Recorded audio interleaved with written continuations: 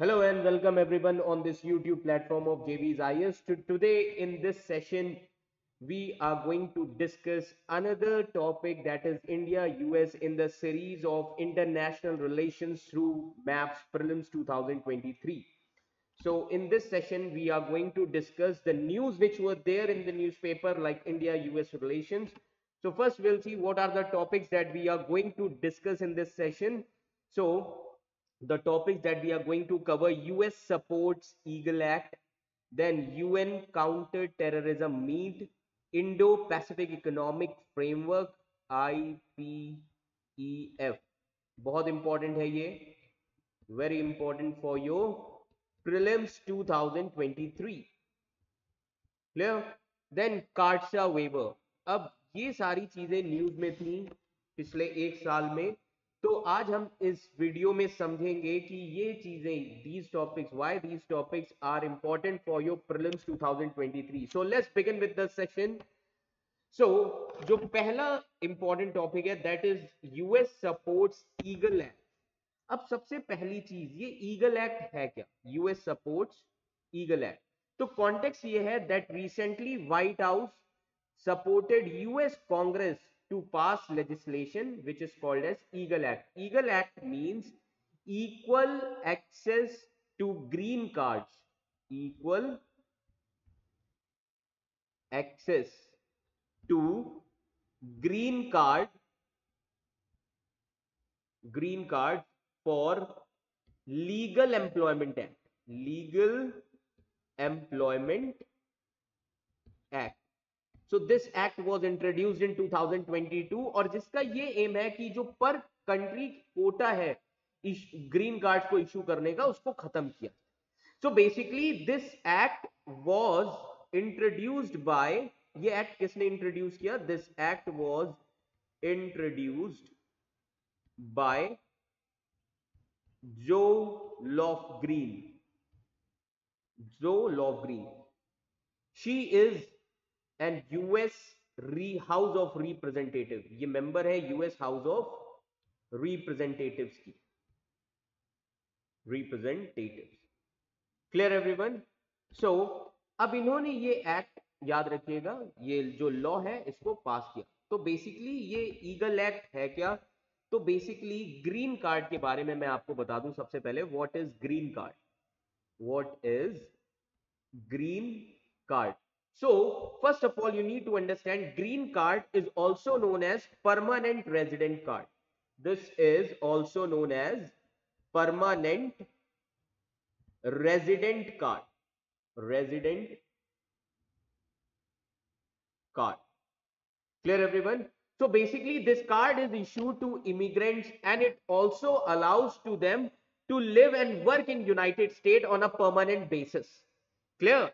So अब ये जो green card होता है, this card serves as a evidence that the particular holder has been accorded the privileges of residing permanently. किस इंसान के पास, याद रखिएगा, privilege है कि वहां पर यूएस में रह सकता है. Clear everyone? अब बेनिफिट्स क्या होते हैं ग्रीन कार्ड के? तो ग्रीन कार्ड, याद रखिएगा, ये एक pathway, this is a pathway to attain citizenship of US. Citizenship of US. So this is a pathway. Clear? It can also sponsor immediate family members for the same card. Okay? और ये जो green card होता है, ये याद रखिएगा, this card provides easy access to US social security system. इससे कोई भी इंसान सोशल सिक्योरिटी सिस्टम जो है यूएस का, उसको एक्सेस कर सकता है. Also educational assistance. Educational assistance. Clear everyone? अब इस कार्ड के थ्रू आप ट्रेवल कर सकते हैं इजियर किसी भी कंट्री में. समझ में आ रहा है? It can also choose to live anywhere in the US. Okay? In terms of career, ज्यादा से ज्यादा करियर अपॉर्चुनिटीज मिलती हैं, फ्रीडम मिलती है कि आप different different variety of job में ग्रीन कार्ड के थ्रू अप्लाई कर सकते हैं. समझ में आ रहा है? एंड सबसे इंपॉर्टेंट चीज, it can also have some amount of engagement. Some amount of engagement in the political process. Political process of the country. This much is clear to all of you. तो कहा जाता है कि एक बार green card अगर issue कर दिया गया, it is valid for 10 years. Green card कितने साल के लिए वैलिड रहता है ये आपको पता होना चाहिए। It is valid for 10 years. Clear. And जो ग्रीन कार्ड होल्डर होते हैं वो अप्लाई कर सकते हैं यूएस सिटीजनशिप के लिए आफ्टर 5 ईयर्स। जो यूएस ग्रीन कार्ड होल्डर्स हैं they can apply for citizenship. कब अप्लाई कर सकते हैं? After 5 years of permanent residency. 5 साल लगातार रहना पड़ेगा। क्लियर। तो ये ईगल एक्ट है क्या? This act is also known as immigration bill HR 3648। EAGLE का मतलब क्या है? Equal access to green card for legal employment act 2022। इसका मेन फोकस क्या है कि इमिग्रेंट्स को हायर करना है मेरिट के बेसिस पर, not on their birth place. समझ में आ रहा है? तो बेसिकली ये इंट्रोड्यूस किया गया था सबसे पहले 1 जून 2021। फिर से इसको इंट्रोड्यूस किया गया in 2022। This much is clear to all of you. तो ये कुछ चीजें इंपॉर्टेंट है जो आपको पता होनी चाहिए कि ये एक्ट क्यों लाया गया। Clear everyone. तो अब बेसिकली याद रखिए इस एक्ट के गोल क्या है। इससे क्या होगा, यूएस एम्प्लॉयर्स जो हैं वो फोकस कर सकते हैं, इमिग्रेंट्स को हायर कर सकते हैं बेस्ड ऑन मेरिट, उनके बर्थ प्लेस के बेसिस पर नहीं। इससे क्या होगा, पर कंट्री जो लिमिटेशन है एम्प्लॉयमेंट पर वो याद रखिएगा खत्म हो जाएगी। समझ में आ रहा है?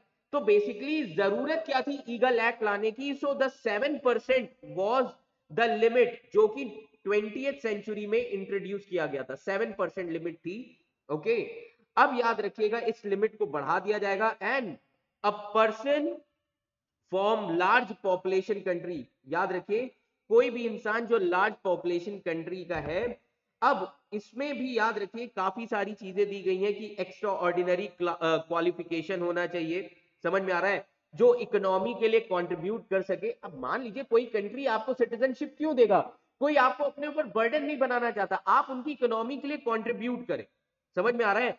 इट विल ऑल्सो क्रिएट, याद रखिएगा, jobs which also waits behind a person with lesser qualification from a smaller country. तो ये सारी चीजें काफी ज्यादा इंपॉर्टेंट है। देन एक्सेप्शंस क्या क्या है? So first will try to understand the exceptions also. Okay. So exceptions क्या क्या है कि ट्रांजिशन पीरियड जो है, during transition period some visas would be put aside for, कुछ याद रखिएगा जो वीजा है उन्हें अलग रखा जाएगा, like physical therapist and nurses का, employment based immigrants and their family member जो कि करेंटली यूएस में नहीं है, इनको अलग रखा जाएगा। समझ में आ रहा है? और सबसे इंपॉर्टेंट चीज ये भी बोल दी गई कि जो इंडिविजुअल्स वेट कर रहे हैं, जिनका वीजा बैकलॉग है अराउंड 2 ईयर से, उस इस एक्ट में ये प्रोविजंस भी अलाउ किए गए कि जो इमिग्रेंट्स वेट कर रहे हैं इमिग्रेंट वीजा के लिए, जिनका बैकलॉग है 2 ईयर्स का, to file their green card application, ये भी चीजें सुधारी जाएंगी। समझ में आ रहा है? तो ये कुछ चीजें काफी ज्यादा इंपॉर्टेंट है। तो इससे लेस पॉपुलेटेड कंट्रीज पर क्या इंपैक्ट पड़ेगा?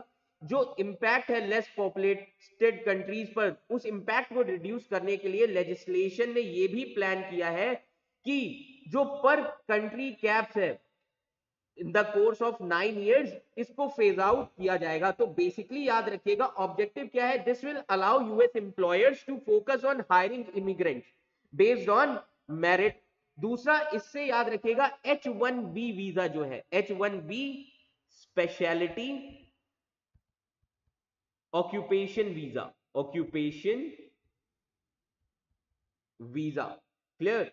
तो ये जो प्रोग्राम है H1B specialty occupation visa program, okay, जिससे रिक्रूटमेंट रिक्वायरमेंट और ज्यादा बढ़ती है, और इससे याद रखिएगा यूएस वर्कर्स के लिए प्रोटेक्शन रहता है और ट्रांसपेरेंसी रहती है। तो इससे ये जो फैसिलिटी है और ज्यादा इंप्रूव हो जाएगी।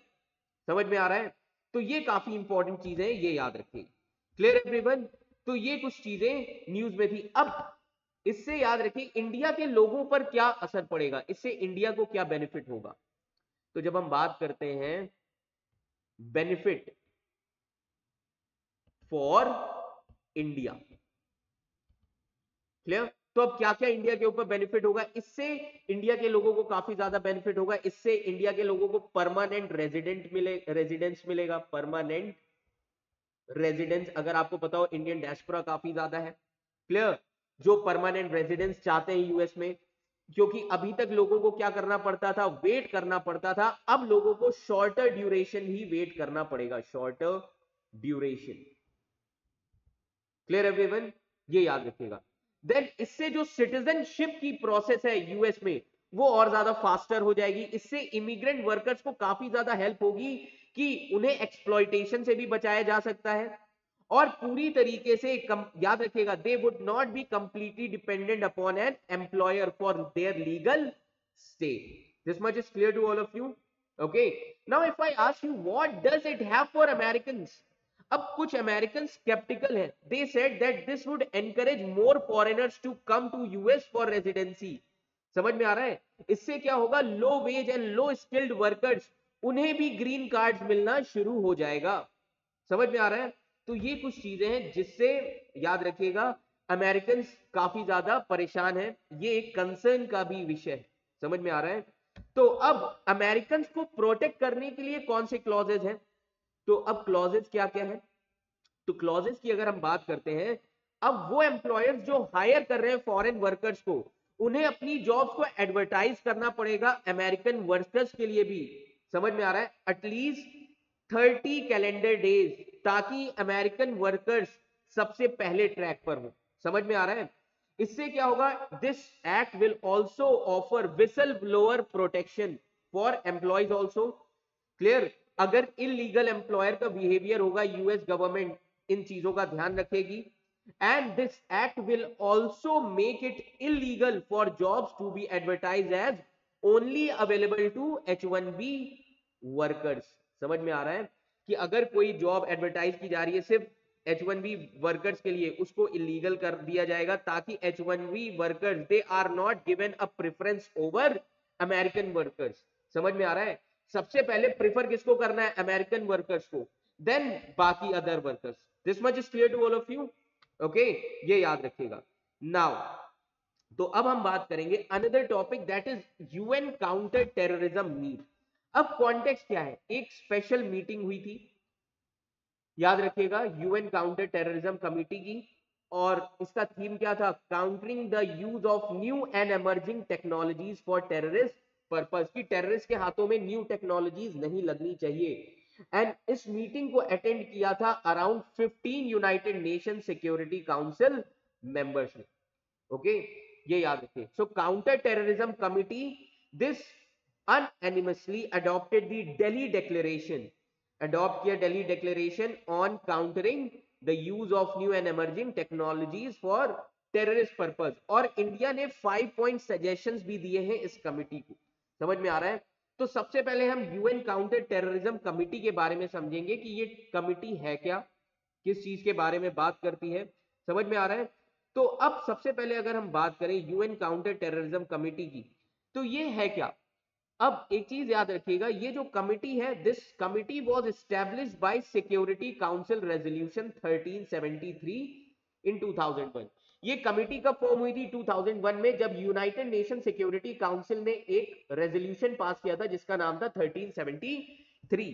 क्लियर, अब क्यों 2001 में ही अडॉप्ट किया गया, याद रखिएगा, this was adopted in the wake of 28 सितंबर 2001। समझ में आ रहा है, this was adopted unanimously on 28 सितंबर 2001। क्यों, क्योंकि बिकॉज ऑफ 9/11 टेरर अटैक जो हुआ था यूएस पर, terror attack. This much is clear to all of you. Now this committee comprises 15 member state. अब 15 कौन है, 5 तो परमानेंट मेंबर्स हैं यूनाइटेड नेशन सिक्योरिटी काउंसिल के, कौन कौन से, चाइना, यूएस, यूके, फ्रांस, समझ में आ रहा है, एंड रशिया, ये 5 परमानेंट मेंबर्स हैं। Clear, and 10 non permanent members हैं। समझ में आ रहा है, 10 non permanent members elected for 2-year terms by general assembly. Clear everyone, तो बेसिकली ये याद रखिएगा, this committee is composed of 15 member state, Albania, Brazil, China, France, Gabon, Ghana, India, Ireland, okay, Kenya, Mexico, Norway, Russia, UAE, UK and US, these countries are there. अब इनके thematic areas क्या क्या है? Counter terrorism committee, this has a global mandate. इनका main focus ये होता है कि टेररिज्म को कैसे काउंटर करना है, टेररिज्म को जो फाइनेंस किया जाता है उसको कैसे काउंटर किया जाए, बॉर्डर सिक्योरिटी, आर्म्स ट्रैफिकिंग को कैसे रोका जाए, लॉ एनफोर्समेंट होना चाहिए, ह्यूमन राइट्स का ध्यान रखना चाहिए। समझ में आ रहा है? तो ये याद रखिएगा, ये काफी, क्योंकि टेररिज्म याद रखिए 21st सेंचुरी का सबसे important global concern. Clear everyone? तो अब हम दिल्ली डिक्लेरेशन की बात कर लेते हैं। तो जब हम दिल्ली डिक्लेरेशन की बात करते हैं तो दिल्ली डिक्लेरेशन का एम क्या है? दिल्ली डिक्लेरेशन का मेन एम ये है कि जो मेन कंसर्न्स हैं कि ड्रोन्स का जो इलीगल यूज होता है, सोशल मीडिया प्लेटफॉर्म्स का जो यूज होता है, क्राउड फंडिंग, इन सभी चीजों के लिए गाइडलाइंस क्रिएट की जाए जिससे ये जो इश्यूज है इनको टैकल किया जा सके। क्लियर? अब ये दिल्ली डिक्लेरेशन याद रखिए, ये नॉन बाइंडिंग डॉक्यूमेंट है। This document is on countering the use of new and emerging technologies for terrorist purpose, and ये एक नॉन बाइंडिंग डॉक्यूमेंट है। ये आपसे पूछा जा सकता है प्रीलिम्स में, that Delhi declaration is a binding document, that statement is wrong. Then thematic coordination होना चाहिए, जो मेंबर्स है कमिटी के, इन्हें रिकमेंडेशंस को ड्राफ्ट करना चाहिए 3 थीम्स पर। 3 थीम्स कौन कौन सी? एक तो countering terrorist exploitation of ICT, information and communication technologies, then countering terrorism financing, and third, threats posed by terrorist use of unmanned aircraft system। ये मेन थीम्स है। क्लियर? अब गुड प्रैक्टिसेस क्या है? अब कुछ गुड प्रैक्टिसेस को compile किया गया जिससे अपॉर्चुनिटीज ऑफर की जा रही हैं कि किस तरीके से थ्रेट्स को टैकल किया जाए, ये सारी चीजें भी इशू होनी चाहिए। तो ये दिल्ली डिक्लेरेशन में था। और इसके अलावा इंडिया ने 5 पॉइंट सजेशन दिया United nation counter terrorism committee को। इन्होंने कहा कुछ चीजों को कंसीडर करना होगा। पहली चीज इन्होंने कहा कि कर्ब टेरर फाइनेंसिंग, मतलब इफेक्टिव एंड सस्टेन्ड एफर्ट्स लिए जाने चाहिए टेरर को काउंटर करने के लिए, उसकी फाइनेंसिंग को काउंटर करने के लिए। इसीलिए काउंटर टेररिज्म कमिटी को कोऑर्डिनेट करना चाहिए किसके साथ? FATF के साथ, फाइनेंशियल एक्शन टास्क फोर्स, जो ये देख रेख करती है कि टेररिस्ट फाइनेंसिंग, हवाला ट्रांजैक्शन, समझ में आ रहा है, मनी लॉन्ड्रिंग, ये सारी चीजें इनका काम होता है। और इस ऑर्गेनाइजेशन के बारे में ऑलरेडी हमने प्रीवियस वीडियोस में डिस्कस किया हुआ है, तो आप देख सकते हैं। क्लियर? सेकंड मेन पॉइंट क्या है? Transparency, that we need to ensure that effective and transparent functioning of security council. जो सिक्योरिटी काउंसिल सैंक्शन लगाती है वो ट्रांसपेरेंट होने चाहिए। समझ में आ रहा है? वो पॉलिटिकल रीजंस की वजह से इनइफेक्टिव नहीं होने चाहिए। Then third, international cooperation. International cooperation की जब हम बात कर रहे हैं, अब इन्होंने, इंडिया ने कहा कि देखो इंटरनेशनल कोऑपरेशन एंड जो कोऑर्डिनेटेड एक्शन है वो टेररिस्ट के खिलाफ बहुत ही ढंग से लेना पड़ेगा कि इनके स्पॉन्सर्स कौन है, टेररिस्ट के सेफ हेवंस जो भी है उसको डिसमेंटल किया जाए, इनके फाइनेंसेस को हटाया जाए, और जो भी पॉलिटिकल सपोर्ट स्ट्रक्चर्स है इन सभी चीजों को खत्म किया जाए। Clear? Then terror crime nexus. अब टेरर क्राइम नेक्सस क्या है? जो टेररिज्म नेक्सस है ट्रांसनेशनल ऑर्गेनाइज क्राइम के साथ, जैसे इलिसिट ड्रग्स हो गए, आर्म्स ट्रैफिकिंग हो गई, ये वेल स्टैब्लिश हो चुका है, इसको भी तोड़ना पड़ेगा। देन टेक्नोलॉजी का मिसयूज नहीं होना चाहिए। Clear? Over the years terrorist group जो है they have diversified their funding portfolio, now they also begin to exploit which is afforded by new and emerging technologies. समझ में आ रहा है? वर्चुअल करेंसीज रेज कर रहे हैं फंड्स के लिए। तो इन सभी चीजों को काउंटर किया जाना चाहिए, ये सारे सुधार लाने चाहिए, ये इंडिया ने कहा अपने 5 पॉइंट सजेशन में। This much is clear to all of you? Okay, ये याद रखिएगा। ओके, तो ये काफी इंपॉर्टेंट चीज है आपके यूपीएससी प्रीलिम्स 2023 के लिए। क्लियर? Now next topic. अब नेक्स्ट टॉपिक क्या है? Indo Pacific economic framework. अब ये इंडो पैसिफिक इकोनॉमिक फ्रेमवर्क क्या है? क्लियर? तो सबसे पहले अगर हम इसका कॉन्टेक्स्ट देखें, किस कॉन्टेक्स्ट में बात की जा रही है, India has decided to join 3 pillars of US led Indo Pacific economic framework. Clear? तो बेसिकली याद रखिए इंडिया ने क्या डिसाइड किया कि हम 3 पिलर्स ज्वाइन करेंगे। समझ में आ रहा है? सप्लाई चेन है, tax and anti corruption and clean energy. Clear.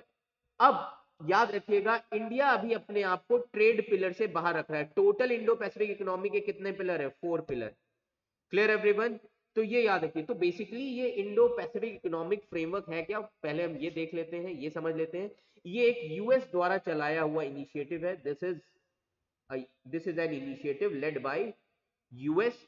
इसका एम क्या है? This is to strengthen economic partnership among the participating countries. So this was launched by US President Biden in Tokyo May 2022. 4 pillars क्या क्या है? Trade, supply chains, clean energy, decarbonization and infrastructure, tax and anti-corruption. So these are 4 important pillars. Now this Indo-Pacific Economic Framework was launched in 2021. Okay, बहुत सारे initial partners थे। तो basically अब एक चीज याद रखिएगा, ये फाइनली लॉन्च किया यूएस ने मई 2022 में। अब आईपीईएफ, अगर आपसे क्वेश्चन पूछा जाए प्रीलिम्स में that Indo Pacific economic framework is a kind of free trade agreement, so that statement is wrong. It is not a free trade agreement. ये कोई फ्री ट्रेड अग्रीमेंट नहीं है। समझ में आ रहा है?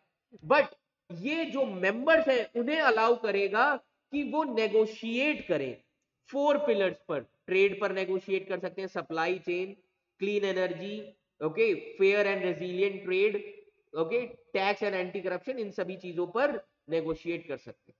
तो कितने मेंबर्स हैं? India, US, Australia, Brunei, Fiji, Indonesia, Japan, Korea, Malaysia, New Zealand, Philippines, Singapore, Thailand and Vietnam. Clear everyone? So India and 13 countries, India and 13 countries, और ये आप अगर मैप देखेंगे, all these countries are located in Pacific Ocean. ये सारी countries कहां पर है? Pacific Ocean. This much is clear to all of you, ये याद रखिए। क्लियर। नाउ अब एक चीज याद रखिए, except Cambodia, Laos and Myanmar, बाकी जितनी भी साउथ ईस्ट एशियन नेशंस हैं they are part of IPEF. ये इंपॉर्टेंट है लाइन प्रीलिम्स के लिए। समझ में आ रहा है? ऐसे क्वेश्चंस पूछे जाते हैं। तो बेसिकली इस फ्रेमवर्क का मेन एम क्या है? रेजिलियंस को और बढ़ाया जाए, sustainability, inclusiveness, economic growth, fairness, okay, जो इकोनॉमीज के लिए अच्छे, ये सारी चीजें होनी चाहिए। Then Indo Pacific economic framework का मेन एम है कॉपरेशन लाना, स्टेबिलिटी पूरे इंडो पैसिफिक रीजन में। क्लियर। अब इस फ्रेमवर्क से याद रखिएगा कुछ टेंजिबल बेनिफिट्स ऑफर होंगे, लाइक फ्यूल इकोनॉमिक एक्टिविटी। इससे इकोनॉमिक एक्टिविटी और ज्यादा स्ट्रेंथन हो जाएगी, इन्वेस्टमेंट बढ़ेगी, सस्टेनेबल एंड इंक्लूसिव ग्रोथ आएगी। इससे वर्कर्स को फायदा होगा और कंज्यूमर्स को भी फायदा होगा। तो ये जो 14 मेंबर्स हैं including India, these partners represent 40% of global GDP and 28% global goods and services trade को रिप्रेजेंट करते हैं। This much is clear to all of you. तो ये आप देख सकते हैं there are 4 main pillars, okay, 4 main pillars. Trade pillar, then supply chain pillar, clean energy, fair economy pillar. Clear. Now trade pillar याद रखिएगा काफी इंपॉर्टेंट है, जिसमें आईपीईएफ के जो पार्टनर्स हैं ये हाई स्टैंडर्ड प्रोविजंस बनाएंगे जिससे resilient, sustainable, inclusive economic growth होगी, labour, environment, digital economy, agriculture transparency, good regulatory practices. Supply chain pillar जो है यहां पर कंट्रीज कोऑर्डिनेट करेंगे, ओके, ताकि फ्यूचर में सप्लाई चेन डिसरप्शन ना हो, क्योंकि सप्लाई चेन की हमने एडवांटेज और इसकी हमें नीड कब महसूस हुई? कोविड के टाइम में जब लॉकडाउन हुआ तो जहां पर सप्लाई चेन डिसरप्ट हो गए थे। Clear. Then clean energy pillar, इससे क्या होगा? कंट्रीज जो है they will seek expand investment opportunities, innovation, और इससे जो सिटीजंस का लाइवलीहुड है वो भी इंप्रूव होगा। समझ में आ रहा है? एंड जितने भी पार्टनर्स हैं वो रीजन की जो क्लीन एनर्जी रिसोर्सेज हैं उसको अनलॉक करेंगे, और जिससे कार्बन सीक्वेस्ट्रेशन जो है वो भी उसका पोटेंशियल भी दिखेगा। समझ में आ रहा है? तो क्लीन एनर्जी पर सबसे ज्यादा फोकस है। देन फेयर इकोनॉमी पिलर, अब क्लीन एनर्जी पिलर में याद रखिए कंट्रीज का एम है इन्वेस्टमेंट अपॉर्चुनिटीज को और बढ़ाना। समझ में आ रहा है? फेयर इकोनॉमी पिलर में याद रखिएगा इस पिलर में सबसे इंपॉर्टेंट ध्यान दिया जाएगा रिजिलियंट इकोनॉमिक डेवलपमेंट पर। क्लियर? तो basically Indo Pacific economic framework ये एग्जैक्टली ट्रेड पैक्ट नहीं है, this is not an exactly trade pact, this much is clear to all of you. Okay, तो this is an option for the participant to choose what they want to be a part of. समझ में आ रहा है? तो ये काफी चीजें इंपॉर्टेंट है, this much is clear to all of you. Okay, तो ये सारी चीजें ध्यान रखिएगा। Now another topic which was there in the newspaper, that is CAATSA. Okay, CAATSA waiver. तो US house of representatives they have made a historic decision, इन्होंने बहुत important decision लिया और एक लेजिस्लेशन इंप्रूव किया इंडिया के लिए, कि इंडिया के लिए क्या किया कि इंडिया को वेवर दिया जाए काटसा में। समझ में आ रहा है? It is a part of an amendment during floor consideration, और इसमें नेशनल डिफेंस ऑथराइजेशन एक्ट बहुत इंपॉर्टेंट। तो बेसिकली याद रखिएगा, recently United states of America house of representative they have approved an amendment. कौन सा अमेंडमेंट? एनडीएए। एनडीए क्या है? नेशनल डिफेंस ऑथराइजेशन एक्ट, जिसमें यह प्रपोज किया गया कि काटसा में इंडिया को स्पेसिफिक वेवर दिया जाए। अब इससे क्या होगा? इससे ये होगा कि इंडिया जो है आसानी से रशिया से S-400 मिसाइल खरीद सकता है। समझ में आ रहा है? तो सबसे पहले मैं आपको काटसा बता दूं क्या है। क्लियर? काटसा क्या है? ये यूएस का एक लॉ है, यूएसए का एक लॉ है, and this law came into an effect in 2017। This much clear to all of you. ये लॉ कब आया? 2017 में, ध्यान रखिएगा। अब ये लॉ लाया क्यों गया? तो यहां पर आप देख सकते हैं, this was in response to Russia's annexation of Crimea in 2014। Okay, and then 2016 में यूएस प्रेसिडेंशियल इलेक्शन में भी कहा जाता है कि रशिया ने मेडलिंग किया। समझ में आ रहा है? कि इन्फ्लुएंस था। क्लियर? सो अब एक चीज याद रखिए, रशिया के अलावा काटसा का एम क्या है कि sanctions against Iran and north Korea. तो इन तीन कंट्रीज के ऊपर ऑलरेडी यूएस ने सैंक्शंस लगाए हुए हैं। तो काटसा क्या है? ये एक लॉ है जो 2017 में आया, and this was meant to punish those countries जिनके एंगेजमेंट्स होंगे Russia, North Korea and Iran. क्योंकि इन तीनों कंट्रीज पे यूएस ने सैंक्शन लगाया, तो यूएस चाहता है इन तीनों कंट्रीज के साथ कोई भी कंट्रीज ट्रेड एंड कॉमर्स ना करे। समझ में आ रहा है? अब बेसिकली इस एक्ट का जो टाइटल सेकंड है, title second, now this title second of act, it deals with sanctions of Russian interest, sanctions on Russian interest. अब ये टाइटल सेकंड क्यों? लाइक रशिया से जो oil, gas industry, defence, security sector. अब ऐसा क्यों किया गया? क्योंकि रशिया ने इन्वेड किया यूक्रेन पर। समझ में आ रहा है? ये सबसे ज्यादा जरूरी है। तो ये जो एक्ट है CAATSA, countering America's adversaries through sanctions act, this was brought in 2017, और इसमें प्यूनिटिव एक्शन लिए जाएंगे by US government against any country जो एंगेज करेंगे Russia defence and intelligence sectors में। अब इंडिया तो करता है, तो आज इंडिया एक इमर्जिंग पावर, समझ में आ रहा है? तो काटसा एक टफ यूएस लॉ है जो ऑथराइज करता है यूएस एडमिनिस्ट्रेशन को वो इंपोज करे सैंक्शंस उन कंट्रीज पर जो मेजर डिफेंस हार्डवेयर खरीदते हैं। किससे? रशिया से। तो बेसिकली ऑलरेडी तीन कंट्रीज पर सैंक्शन लगाए हुए हैं यूएस ने, Russia, Iran and north Korea.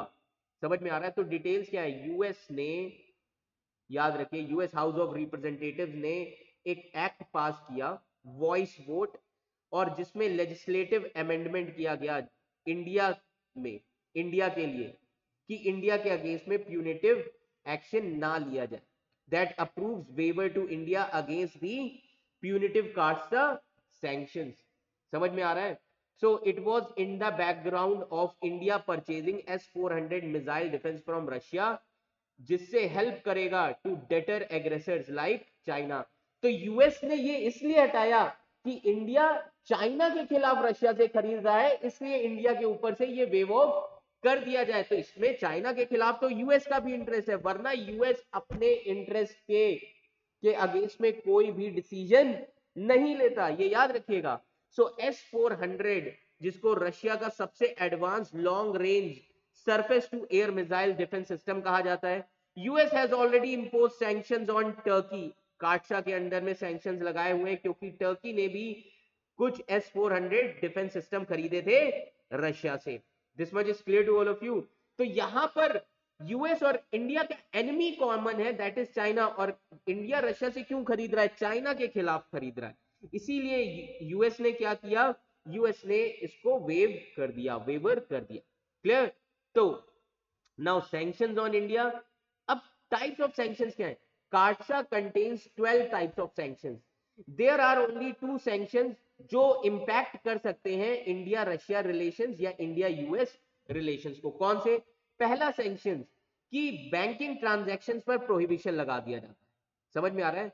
which is likely to have an impact on India Russia relations, that is prohibition of banking transactions। इससे क्या होगा कि इंडिया के लिए डिफिकल्टी हो जाएगी यूएस डॉलर्स में पेमेंट करना रशिया को। किसके लिए? S-400 system. इसीलिए अब इंडिया अपनी currency bilateral trade, bilateral currency agreements अब साइन कर रहा है। समझ में आ रहा है? जिससे यूएस डॉलर्स पर जो डिपेंडेंसी है उसको रिड्यूस किया जाए। Clear everyone? Then export sanction.